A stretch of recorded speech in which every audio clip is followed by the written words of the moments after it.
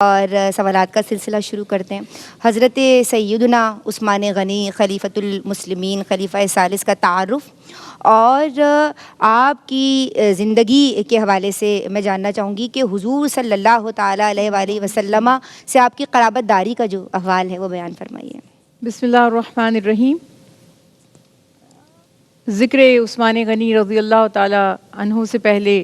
میں حوالہ دینا چاہوں گی جس میں اللہ سبحانہ وتعالیٰ نے اپنے کلام میں ان ہستیوں کی تعریف فرمائی، الا ان اولیاء اللہ لا خوف علیہم ولا هم یحزنون، کہ یہ سن رکھو کہ اللہ کے دوست وہ ہیں یا جو اللہ کے دوست ہیں ان پر نہ کوئی ملال ہے، یعنی نہ انہیں کوئی پچھتاوا ہے،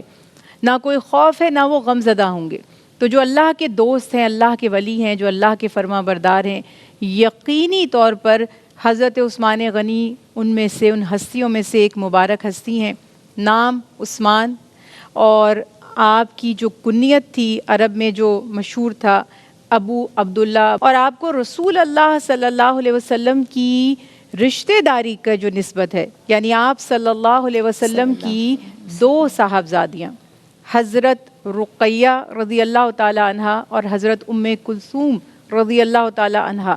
دونوں سے نکاح کا شرف حاصل ہوا کہ ایک کی وفات کے بعد دوسری سے آپ صلی اللہ علیہ وسلم نے حضرت عثمان غنی کا نکاح فرمایا، تو اس نسبت سے آپ کا جو لقب تھا وہ مشہور ہو گیا ذوالنورین، تو دو نوروں والا، کہ اللہ کی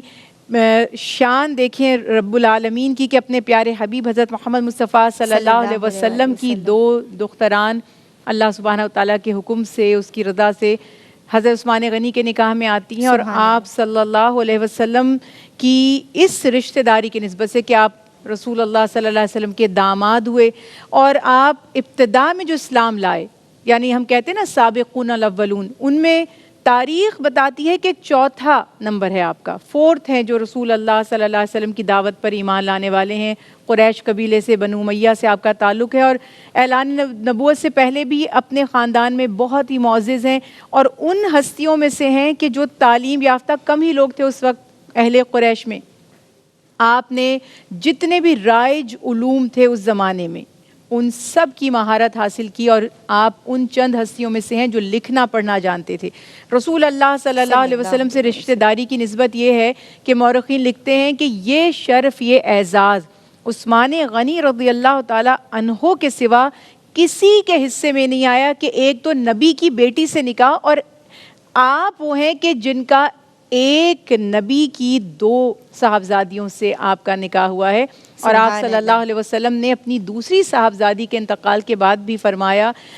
کہ اگر میری کوئی اور بیٹی ہوتی جن کا میں نکاح کرتا تو میں عثمان غنی سے ہی نکاح کرتا، اور آپ وہ ہیں کہ جن کے لیے رسول اللہ صلی اللہ علیہ وسلم نے جب بیعت لی ہے، بیعت رضوان جس کا قرآن پاک میں بھی تذکرہ کیا گیا، کہ اللہ تعالیٰ فرماتے ہیں کہ نبی صلی اللہ علیہ وسلم جب بیعت لے رہے تھے تو نبی کے ہاتھ پر اللہ کا ہاتھ تھا، اور آپ نے اپنا دایاں ہاتھ حضرت عثمان غنی کا ہاتھ قرار دے کر اپنے ہاتھ پر بھی بیعت فرمائی، اور آپ نے نبی کریم صلی اللہ علیہ وسلم نے عثمان غنی کے بارے میں فرمایا کہ یا اللہ میں عثمان سے راضی ہوں، آپ بھی ان سے راضی ہو جائیے۔ اور میں نے غنی کہا تو آپ کا یہ لقب آپ کو اس لیے ملا کہ آپ سخاوت بہت کرتے تھے، تاجر تھے، مشہور تاجر تھے، بہترین بزنس مین تھے، کامیاب بزنس مین تھے۔ آپ نے اپنی دولت نہ صرف بعد میں، بلکہ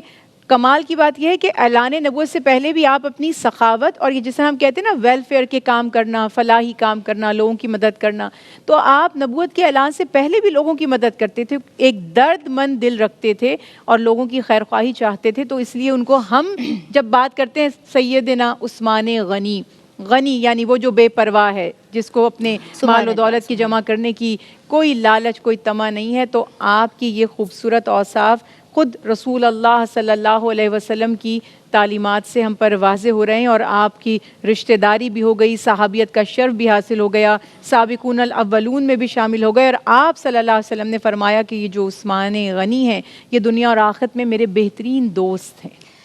سبحان اللہ۔